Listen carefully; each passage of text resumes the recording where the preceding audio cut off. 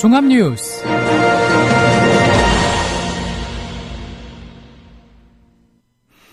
(3월 9일) 국민라디오 정오종합뉴스입니다. 먼저 오늘의 주요 뉴스입니다.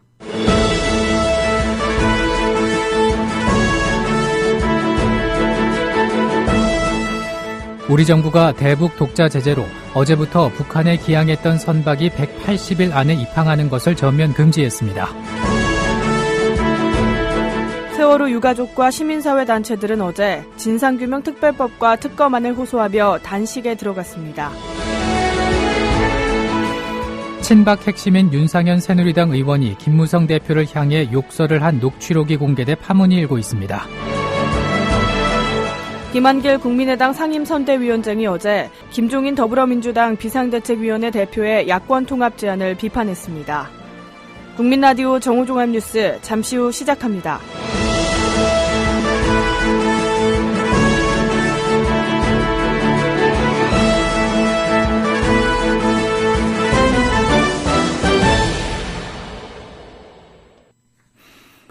해양수산부가 우리 정부의 독자적인 대북 제재 발표와 동시에 전국 항만청에 관련 지침을 통보하고 어제 오후 3시부터 북한에 기항했던 선박이 180일 안에 입항하는 것을 전면 금지했습니다. 제3국 선박 가운데 북한을 기항하고 다른 나라에 들렀다가 한국에 오는 선박이 입항을 막는 것은 이번이 처음입니다. 지난해 북한에 기항했던 제3국 선박 가운데 66척이 총 104차례에 걸쳐 인천항이나 포항항, 평택, 당진항으로 들어와 78만 톤의 화물을 내리거나 실었고 주로 철강과 자파를 수송한 것으로 파악됐습니다.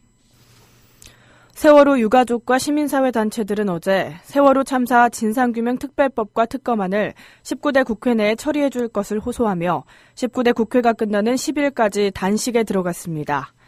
4.16 세월호 참사 가족협의회와 4월 16일에 약속 국민연대는 어제 국회 앞에서 기자회견을 열고 현재 정치권은 총선에만 묻힌 채 진상규명을 원하는 유가족과 국민의 요구를 외면하고 있다고 비판했습니다.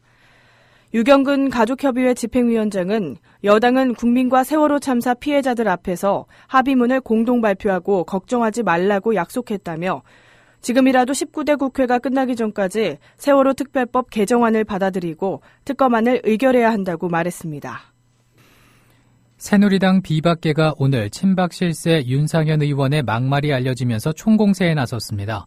친이 좌장인 이재호 의원은 윤 의원이 당에서 속아내야 한다고 말했는데 전당대회를 하지 않고 혼자서 속아내는 게 가능하겠느냐면서 윤 의원의 전화를 받은 사람은 공천을 통하거나 권력을 통하거나 김 대표를 죽여버릴 만한 위치에 있는 사람일 것이라고 지적했습니다.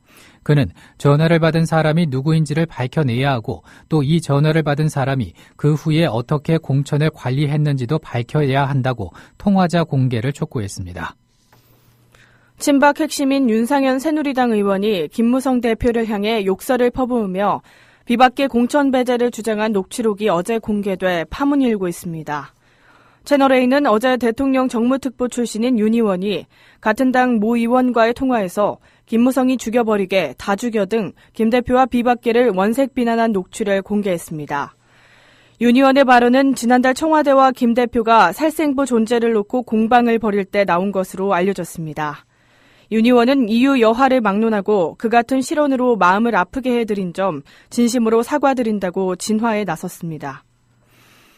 김한길 국민의당 상임선대위원장이 어제 오후 서울 여의도 국회의원회관에서 기자회견을 열고 김종인 더불어민주당 비상대책위원회 대표의 야권 통합 제안을 비판했습니다. 그는 김 대표께서는 통합을 제안하면서 개파 패권주의 정치가 부활하지 못하도록 하겠다고 여러 번 공언했지만 아직까지 그 실천은 보이지 않는다고 말했습니다. 김 대표께서는 통합을 제안하면서 개파 패권주의 정치가 부활하지 못하도록 하겠다고 여러 번 공언했지만 아직까지 그 실천은 보이지 않습니다. 패권주의 청산의 진정성을 담보하는 일이 선행돼야 야권의 개헌선 저지를 위한 뜨거운 토론이 있을 수 있을 것입니다. 우리 당에 속한 국회의원들 모두는 개파 패권주의가 장악한 당으로는 정권교체와 총선 승리를 실현할 수 없다는 판단 때문에 정치적인 결단을 했던 사람들입니다. 김 대표의 통합 제안은 본질적으로 앞서 제가 말씀드린 문제의식에서 비롯된 것으로 믿고 싶습니다. 하지만 진정성과 절박성을 담은 정중한 제안으로 받아들여지지 않았습니다.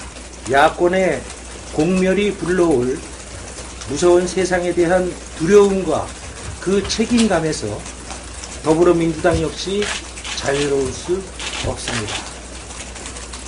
이런 상황에서 더불어민주당과 우리 국민의당이 서로를 적대시하는 것은 결과적으로 박근혜 새누리당 정권을 도와주는 일이기 때문에 깊은 고민과 뜨거운 토론이 필요하다고 말씀드렸던 것입니다.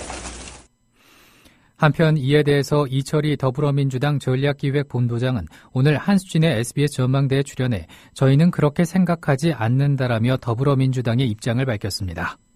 저희는 사실 지금까지 통 크게 통합하자, 그게 유권자의 뜻 아니냐, 총선을 위해서 불가피한 선택 아니냐, 이런 진정성을 가지고 제안한 거기 때문에 저희는 그냥 조용히 지켜보는 게 왈가왈부하거나 이러쿵저러쿵 하지 않는 게 그게 또 다른 진정성의 표현이라고 생각합니다. 아니, 저희는 그렇게 생각하지 않습니다. 개파 패권주의라는 게 뭔지를 실체를 갖고 말씀을 주셔야 저희도 생각을 해볼 텐데, 지금은 개파 패권주의란 말 이외에 다른 구체적인 얘기를 안 하시기 때문에 저희로서는 어떤 측면에서 그렇게 보고 있을까라고 되짚어보는 정도는 하겠습니다만, 저희가 분명히 말씀드릴 수 있는 거는 김종인 체제의 등장 그 자체가 이미 저희 당이 달라졌다는 거, 더불어민주당이 달라졌다는 것에 확실한 증거이기 때문에 저는 언뜻 수긍되지는 않습니다. 지금 저희 당은 어느 개파라고 말할 수 있는 게 아니지 않습니까? 또 총선 승리의 가장 중요한 과제가 정책이든 인물이든 관행이든 두루두루 혁신하라는 것이고,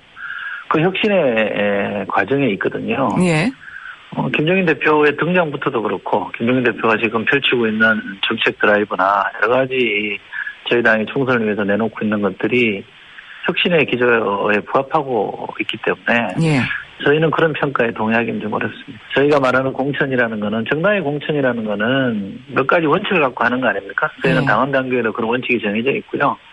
핵심은 이런 걸 겁니다. 좋은 사람들, 국민 여망에 부합하는 사람들을 공천해야 되는 것이고, 또 정당이라는 건 집권을 위해서 존재하는 거기 때문에 또 승리할 수 있는 사람들을 국민들 앞에 제시하는 게 맞을 거고요. 몇 가지 원칙에 입각해서 저희가 공천하는 거기 때문에 그게 무슨 개파를 칭찬하자 이런 원칙으로 저희가 공천하고 있지는 않습니다. 다음 뉴스입니다.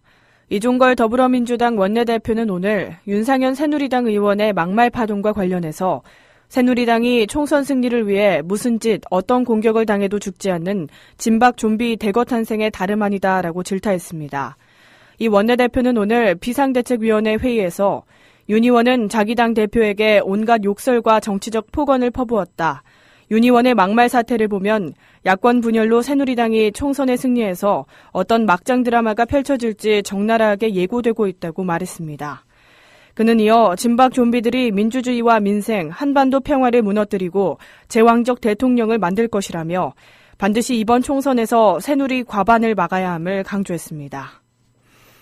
안철수 국민의당 공동대표가 어제 자신의 지역구인 서울 노원병 출마를 공식 선언했습니다. 안 공동대표는 어제 오전 서울 노원구 도봉 운전면허 시험장 내 카페에서 지역 주민들과 만나 출마 심경을 밝혔습니다. 안 대표는 상계동은 제가 처음 정치를 시작할 때 따뜻하게 품어주신 정치의 고향이고 힘든 일이 있을 때마다 용기를 준 마음의 고향이라면서 이같이 말했습니다. 제가 여러 번 약속드렸던 것 같습니다. 상계동을 떠나지 않겠다고. 부산으로 가라, 서울 어디로 가라, 여러 가지 얘기들이 있었습니다만 무슨 일이 있어도 이곳에 남겠다고 말씀드렸습니다. 이유는 너무 간단합니다. 상계동은 제가 처음 정치를 시작할 때 따뜻하게 품어주신 정치의 고향이고, 또 힘든 일이 있을 때마다 용기를 주시는 마음의 고향이기 때문입니다. 요즘 많은 분들이 말씀하십니다. 요즘 안철수 얼굴이 예전 같지 않아. 이제 정치인 같아. 갑자기 늙은 것 같아. 걱정해 주십니다. 해맑게 웃던 옛날 모습을 다시 보고 싶다고 말씀하시는 분도 계십니다. 솔직히 정치가 쉽지만은 않습니다. 그래도 좋을 때는 물론이고 어려울 때도 말 걸어주시는 상계동 주민들이 계셔서 잘 견디고 있습니다. 저는 부족했습니다. 그래서 죄송합니다. 이곳 상계동에서 다시 시작하겠습니다. 고맙습니다. 다음 뉴스입니다. 김종인 더불어민주당 비상대책위원회 대표는 오늘 이번 총선은 8년간 새누리당 정권의 경제정책을 심판받는 선거라고 말했습니다. 김 대표는 오늘 비대위 회의에서 각종 연구기관과 전경련 같은 곳에서도 우리 경제 분야가 매우 심각한 상황이라고 얘기하는데 경제정책을 총괄해야 할 박근혜 대통령이 낙관론을 제기하면서 현 상황을 제대로 인식하지 못하고 국민들을 호도하고 있다며 박 대통령을 정면 비판했습니다. 그는 이어 이명박 정부 시작부터 8년간 우리 경제가 정체적 상황에서 벗어나지 못하는데도 불구하고 인식이 잘못돼서 그런지 이걸 바꿀 수 있는 경제적 조치가 나오질 않고 있다고 거듭 박 대통령을 질타했습니다. 더불어민주당 공천관리위는 4.13 총선 후보 선출을 위해서 경선을 실시하기로 한 18개 지역을 확정해 공개했습니다.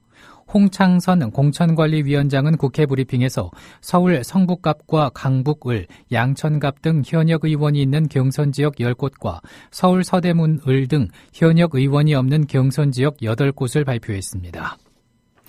이어서 날씨입니다. 오늘은 전국이 대체로 맑겠으나 강원 영동과 경북 동해안은 대체로 흐릴 것으로 보입니다. 낮 최고 기온은 전국이 3도에서 9도의 분포를 보이겠습니다. 서울의 지금 기온은 2.1도입니다. 이상으로 정오종합뉴스를 마칩니다. 제작 이정일, 진행의 정승조, 김일아였습니다. 국민라디오